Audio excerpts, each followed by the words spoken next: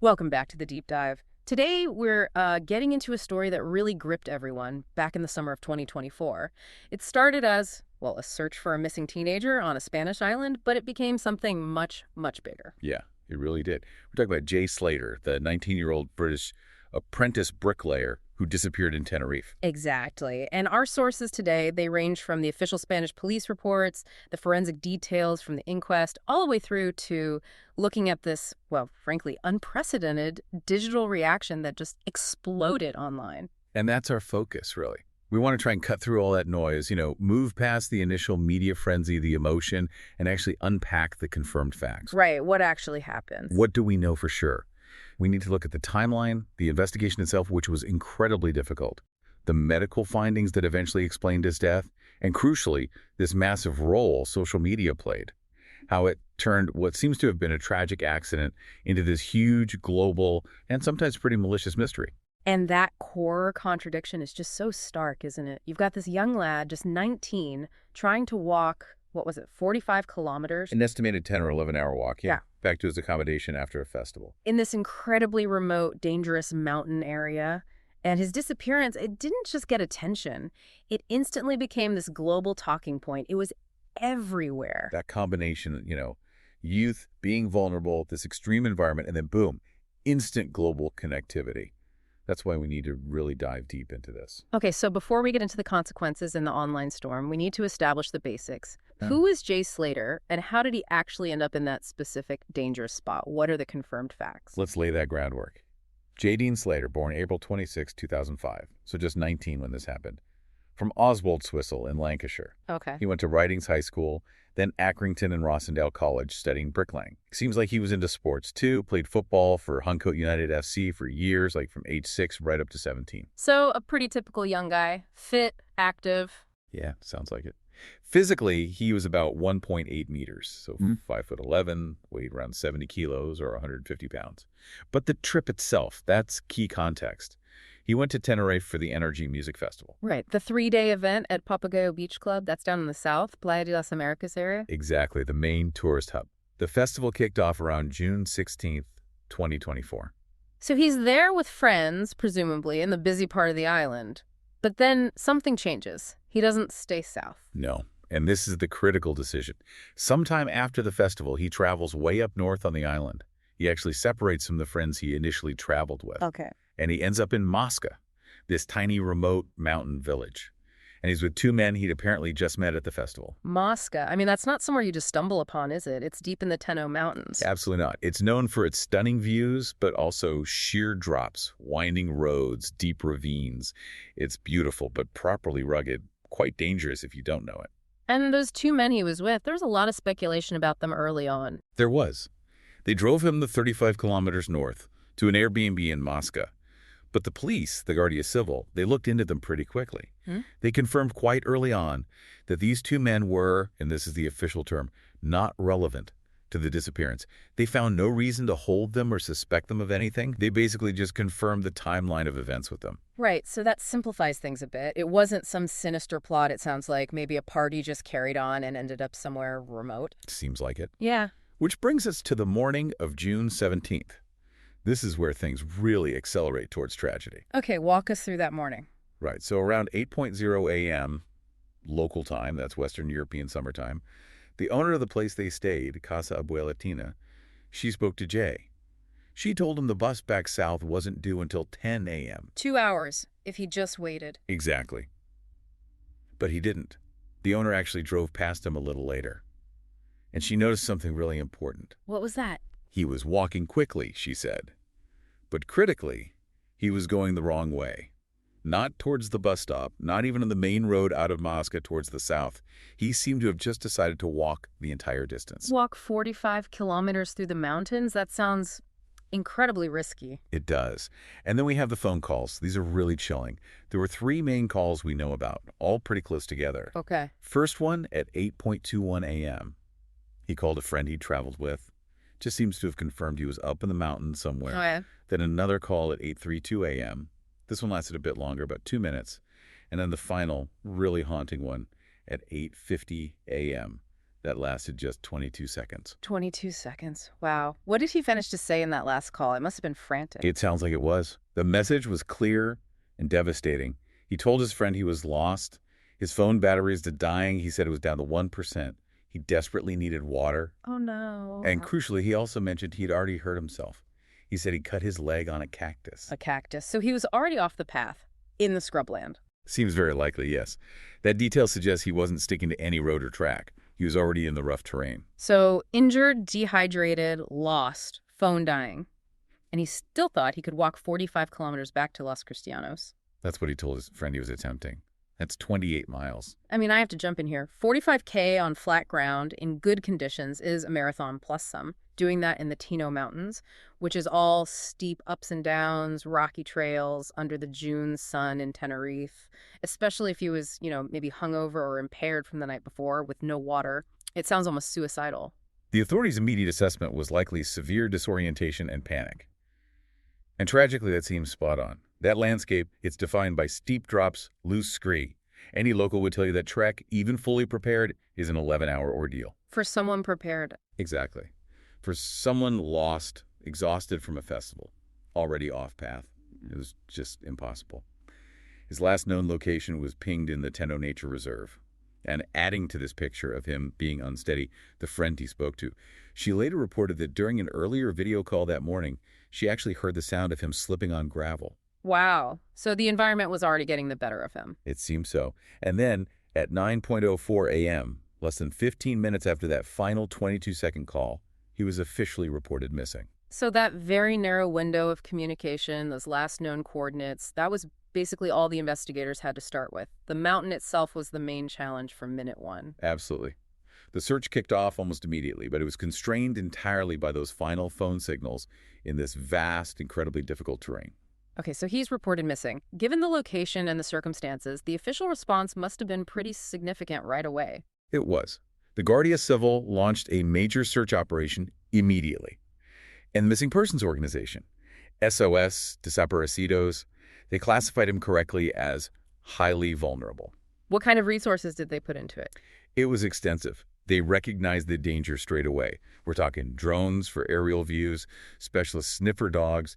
They even had to bring in extra tracker dogs from Madrid, which tells you something. Yeah, that shows the scale. And helicopters, multiple helicopters, trying to cover this huge area. They were focused on searching caves, ravines, cliffs, anywhere someone could have fallen or sought shelter.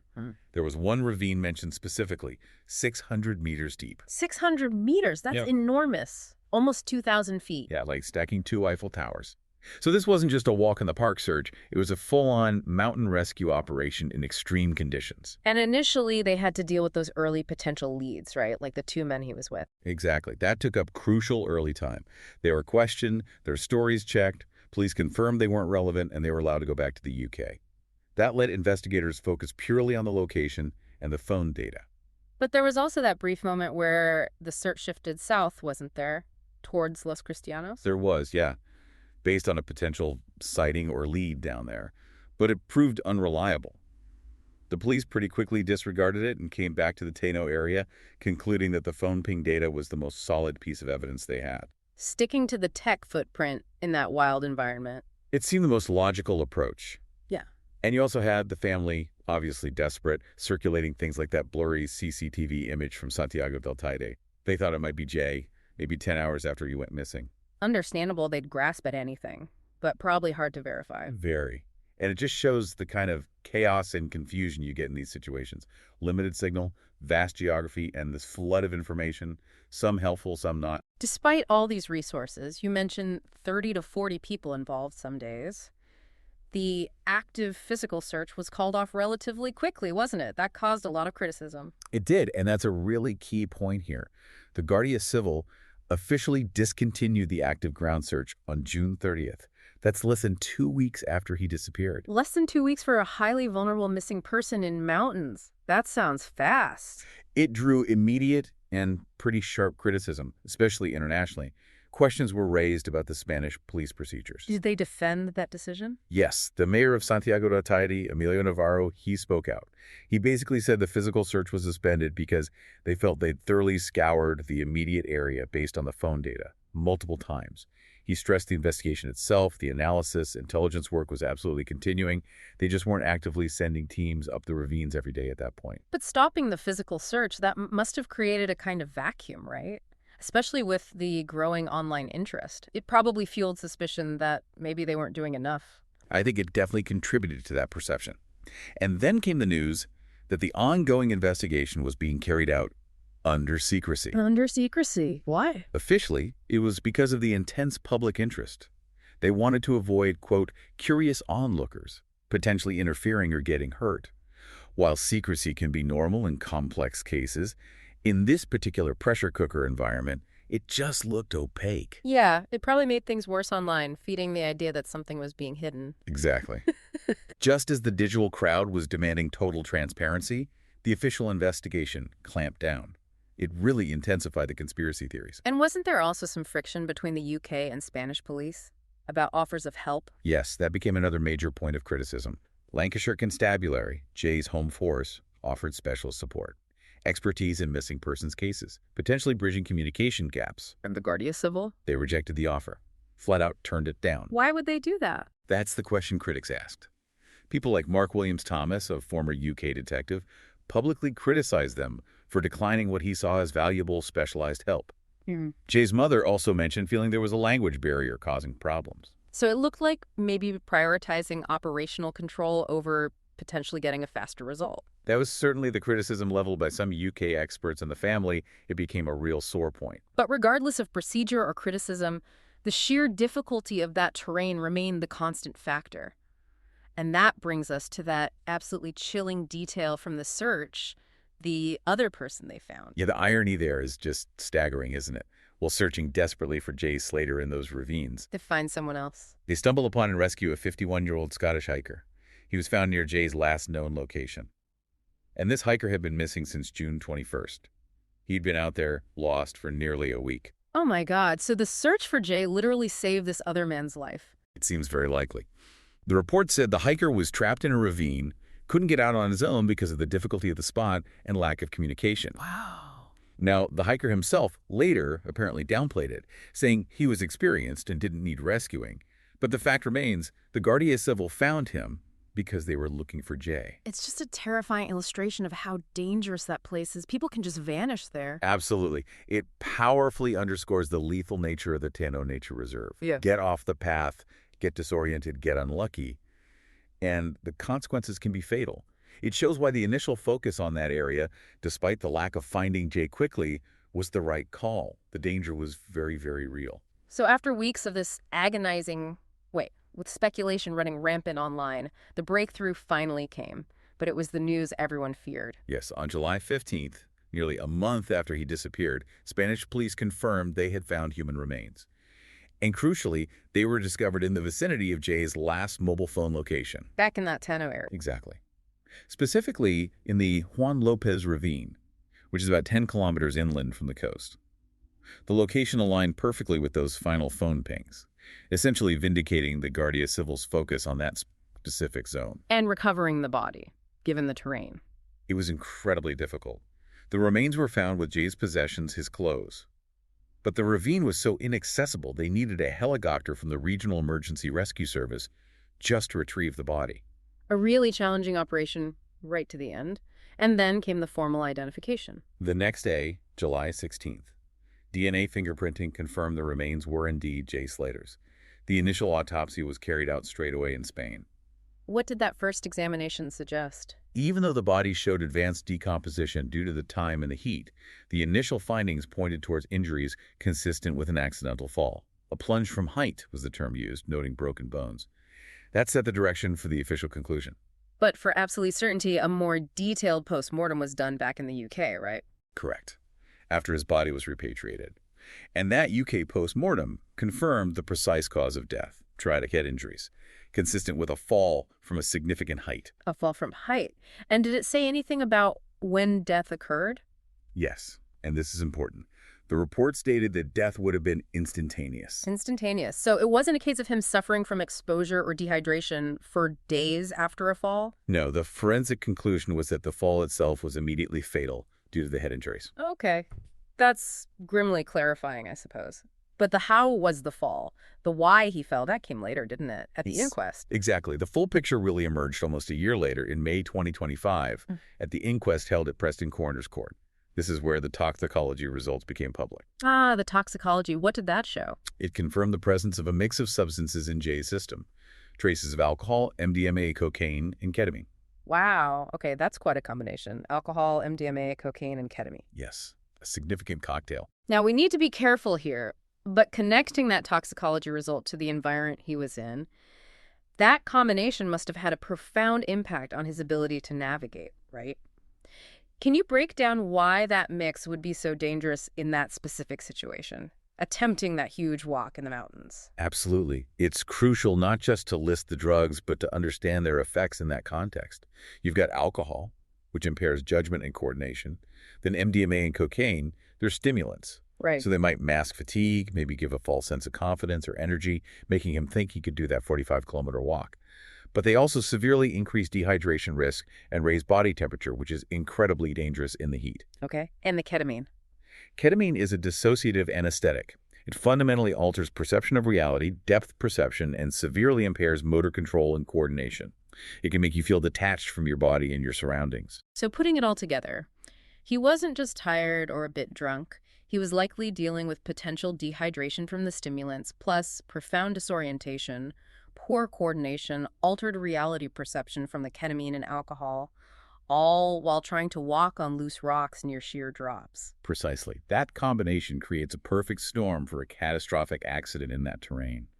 The poor decision to walk in the first place, the likely overconfidence masking his actual state, the inability to judge distances or the stability of the ground beneath him, it makes an accidental fall not just possible, but tragically very probable from a scientific standpoint. It explains the sequence: the bad decision, getting lost, leaving the path, the slip heard on the phone, and then the fatal fall. Yes, it provides a logical, albeit devastating, explanation for the chain of events. Did the inquest address all the online theories about foul play? Kidnapping, being chased, all that stuff? It did address it, primarily through the medical evidence. The coroner noted there were absolutely no signs of assault on the body, no signs of restraint, nothing to suggest he was under threat from anyone else. The conclusion was based purely on the fall and the toxicology. So ruling out third-party involvement. Explicitly, yes. Yeah. The coroner was clear on that. There was one other issue mentioned around the inquest, wasn't there? About witnesses. Yeah, a slightly unfortunate point. Several of Jay's friends who were on holiday with him didn't actually attend the inquest to give evidence, despite requests. Why not? Do we know? The reasons weren't fully detailed publicly, but their absence was noted. It maybe made it slightly harder to piece together the absolute final hours before he left Masca, but ultimately it didn't change the core forensic findings about how he died. The facts were clear from the body and the location. Correct. So the final ruling from the inquest pulled it all together. It confirmed he fell at estimated 20 to 25 meters. Which is like, what, 6 or 7 stories high? Roughly, yeah. A significant drop. This caused catastrophic fractures to his skull and pelvis, leading to the instantaneous death we mentioned. And the official coroner's ruling was accidental death. Accidental death. So after a month of this global whirlwind of speculation, crime, theft, abduction, the final official answer was a tragic accident, fueled by impairment, ending in a fatal fall in a dangerous place. That's the conclusion the evidence overwhelmingly supported. A heartbreaking accident. And that official conclusion, accidental death, it stands in such stark contrast to the narrative that dominated for weeks, doesn't it? The sheer scale of the media attention was immense. Oh, absolutely massive. It wasn't just UK news, it was global. For weeks, it felt like the main story everywhere. People were comparing it to the Madeleine McCann case in terms of the intensity of public interest. That level of focus. But it's important to have context, like we discussed. Local reports pointed out, Jay was tragically one case among many. There were apparently 82 unresolved missing persons cases in the Canary Islands since the 80s, with 50 on Tenerife alone. 50 on Tenerife, wow. So why did this case explode? Well, the elements were there, weren't they? Young British tourist, music festival, mysterious disappearance in a remote, dramatic location.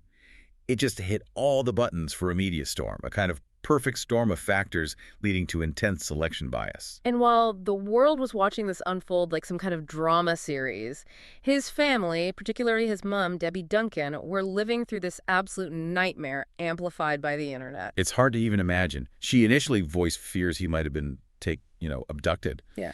And that vulnerability was just seized upon by trolls. What kind of abuse did she face? It was horrendous. Constant vile messages on social media, but also sickening prank calls. People claiming they had Jay, demanding ransom money. Just cruel, unimaginable stuff. Prank ransom calls? That's just beyond words. She described being terrorized by these online trolls. And disgustingly, it didn't even stop when his body was found. The abuse continued even after the funeral. Unbelievable. And she even had to publicly deny specific online rumors, didn't she, about him stealing something? Yeah, this bizarre rumor took hold that he'd stolen a 12,000-pound Rolex watch before he disappeared. And she, a grieving mother, had to actually issue statements denying this complete fantasy cooked up by anonymous people online. It shows how quickly fiction became treated as fact. And his past history was dragged into it too, wasn't it? That incident back in the UK. Yes. Details emerged about a serious assault in 2021 involving Jay and others, where someone was badly injured. Jay had received a community sentence for it in 2023. Oh. Once that became public knowledge, it was like pouring gasoline on the fire for the online speculation. It instantly fed into the darker theories. How so? Well, for the conspiracy-minded, it created a narrative.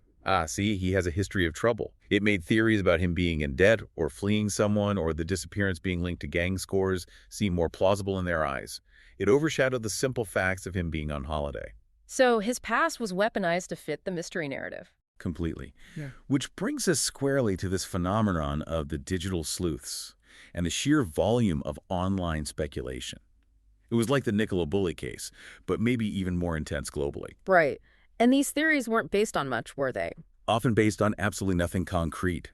Unconfirmed rumors, whispers, even doctored or fake screenshots being passed around just to stir things up or get clicks. The scale was mind-boggling. You mentioned TikTok earlier. Yeah, over 30 million videos using the phrase Jay Slater opinions. 30 million. It's staggering. It wasn't just news coverage. It was participatory entertainment for millions. And a lot of those videos weren't just speculating. They were pushing truly outlandish ideas, like he'd faked the whole thing for money or attention. And it wasn't just online, right? Some people actually went to Tenerife. Yes, people flew out there, apparently inspired by social media discussions, thinking they could help the official search.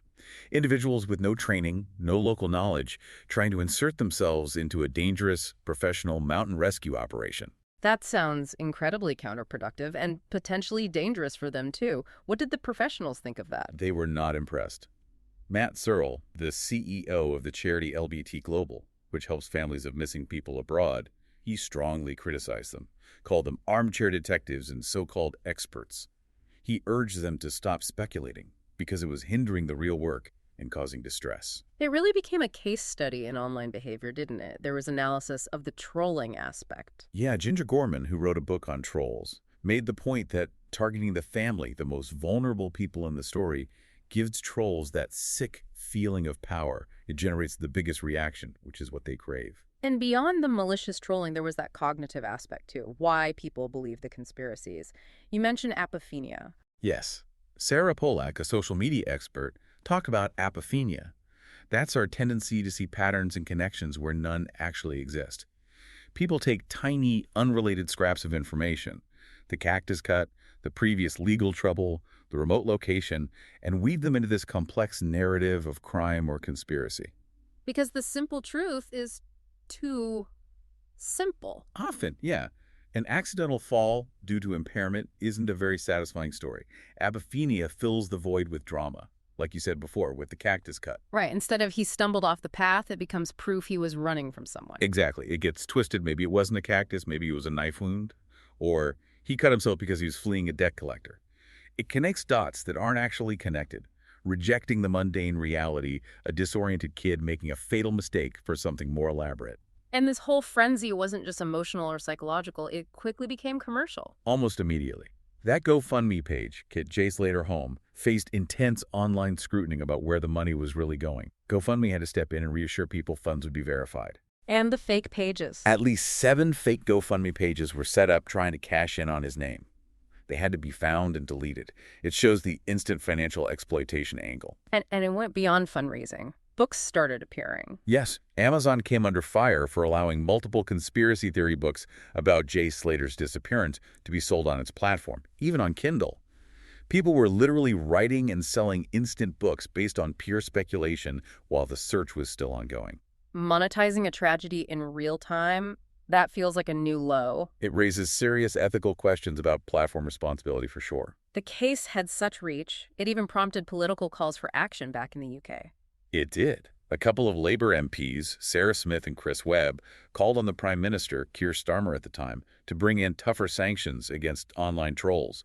They argued the existing laws just weren't equipped to handle this scale and speed of online abuse. So it highlighted a gap in regulation. A huge gap. And then publications like The New Statesman used the case to make a broader cultural critique. What was their take? They argued it was a prime example of how our true crime culture can actually desensitize us. That for many online participants, the goal wasn't finding Jay, it was solving the mystery they'd created. The tragedy became a puzzle, a game, leading to mockery and wild accusations instead of empathy for the family. The human cost just gets lost in the noise. So as we move towards wrapping up, we should definitely acknowledge the response back in Jay's hometown, Oswald Twistle, once the tragic outcome was confirmed. Yeah, there was a real outpouring of community grief and support. They lined the streets with hundreds of blue ribbons. Blue seemed to be a color associated with him. Right. There was an emotional vigil soon after his body was found. About 100 people gathered, releasing dozens of blue balloons with messages. A very public display of mourning. And his college paid tribute, too. Accrington and Rossendale College, yeah. They described him as a hardworking apprentice with a very bright future ahead of him, just highlighting the personal loss. And the funeral itself sounded like a very large emotional event. It was. Held in August, apparently up to 500 people attended. The family specifically asked for it to be a celebration of his life, asking people to wear blue. A celebration amid the grief. Yeah, he was remembered in tributes as a loving son, cherished brother, a loyal friend. Lots of memories shared about his football playing days, being a natural footballer. A very personal farewell after such a horribly public ordeal. So we're left with this absolutely stark contrast, aren't we? On the one hand, you have the cold, hard, official facts. Immutable facts, accidental death, a fall from 20-25 meters, catastrophic instantaneous head injuries. Yeah. Fueled by a cocktail of alcohol and drugs, MDMA, cocaine, ketamine, leading to disorientation and impaired judgment in a lethal environment. A tragic mistake. And on the other hand? You have the month-long global narrative, this huge, swirling digital event built almost entirely on speculation, rumor, suspicion, crime, kidnapping, theft, conspiracy theories, all commercially exploited, amplified by millions online. For so many people watching, that digital fantasy seemed more real, more compelling than the simple tragic truth. And the relevance for you listening to this really lies in grappling with that disconnect. The Jay Slater case is maybe one of the clearest examples we've seen of how tragedy plays out now. There's the physical event, the awful thing that happened in that ravine. And then there's the simultaneous digital event, this vast, often toxic echo chamber created by instant global communication and speculation. And arguably, the digital fallout was in many ways more complex and maybe even more damaging in the long run than the physical investigation itself. And we know now the inquest confirmed it beyond doubt. No third-party involvement. It was an accident. Which leads us, I think, to our final thought, something to really mull over. Okay. Given that the truth was ultimately mundane and its tragedy and accident, misjudgment, environment, impairment, what responsibility does that global digital audience bear? When millions willingly participate in transforming a family's desperate search for a vulnerable young man into a public spectacle, a commercially exploited mystery filled with baseless accusations, wild fantasies, and horrific abuse aimed at the grieving. What's the real human cost when the simple, awful truth gets completely drowned out by literally millions of videos dedicated not to facts, but to opinions and speculation? That's the question, isn't it? What's the cost of instant, unsupervised global crowd sleuthing when it collides with real human tragedy? That's something we all probably need to think about more carefully.